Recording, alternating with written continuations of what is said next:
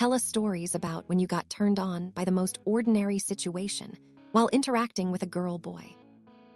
I'll tell you about my experience. When I was 15 and just a regular teenager, my whole class went to see a movie. We had a pretty big group of friends, about 10 or 15 people if I'm not mistaken, and we all sat in the back rows. I was lucky I sat next to the most beautiful girl in the upper grades. I was in 10th grade at the time. She was almost 17, and we were good friends, very good friends even. We were often teased. We went to see a comedy movie, a very funny one. I don't remember the title. During a funny scene in the movie, when we laughed together, she put her head on my shoulder. At that time, I had never had a girlfriend, and I was a very shy guy, and I felt a little bit of excitement. After that, there were a couple more physical contacts between us, and I also noticed how she looked at me intently with a smile. Occasionally, I did the same, and then I realized that I had fallen in love.